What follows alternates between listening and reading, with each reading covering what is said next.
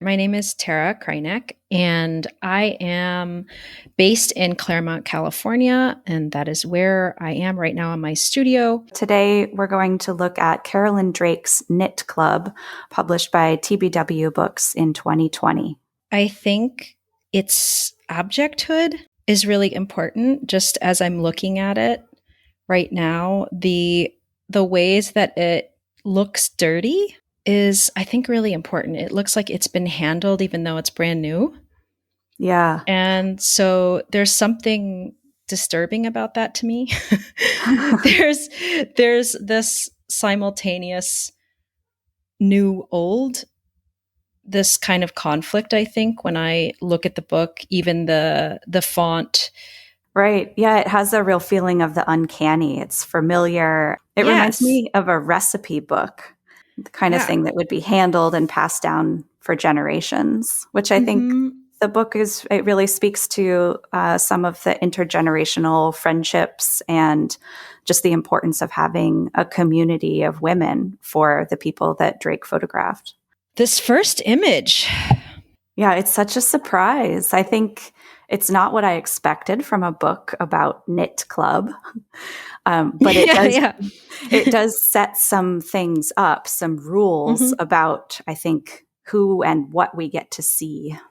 It denies you access.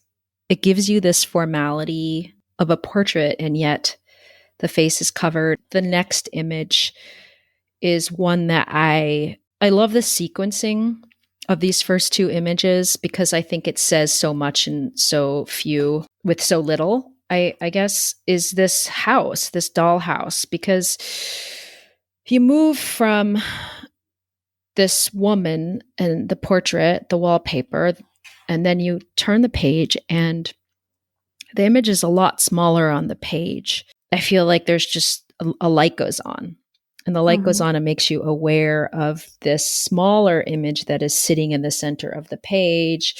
This house, this dollhouse, again, just really pointing me to the idea of what we talked about in terms of like the uncanny, and that this is a simulation, that this is play, that this is fantasy. You know, I picked up on your description earlier of the woman as an archetype of woman. And so that makes my reading of the dollhouse picture a little bit more cynical, which is this is the other half of the archetype of woman, that she's domestic, that she's bound to the house somehow. Okay, so we're turning the page, and I think the next page is actually really important for my mother, period.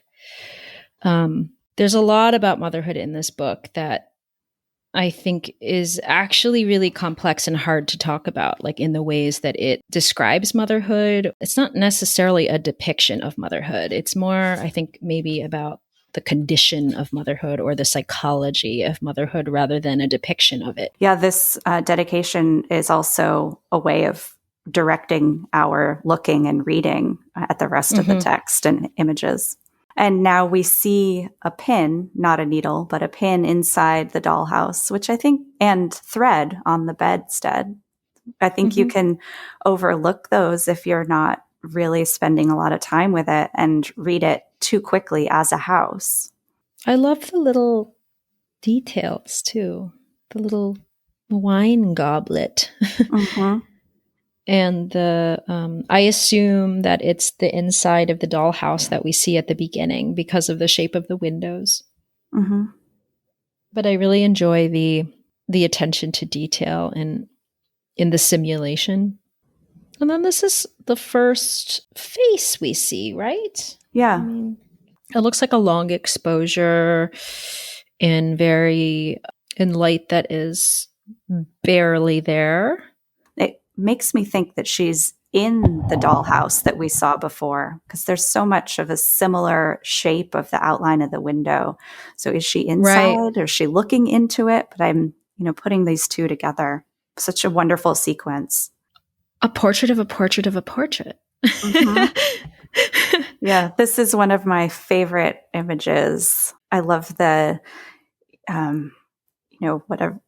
whatever we might call it, like a naive style or a provincial American portrait. And I just now, even though I've loved this picture for a long time, I'm noticing that the blue of the child's sleeves matches the blue of the little doll's dress in the girl's hand. I mean, there's so many levels of portrait. Like what is the photograph of? What are we to look at? And we are looking at, as I said, these multiple levels of portraits. Like there's someone, looks like a woman's hands holding the actual painting. And then I assume that the child is her child.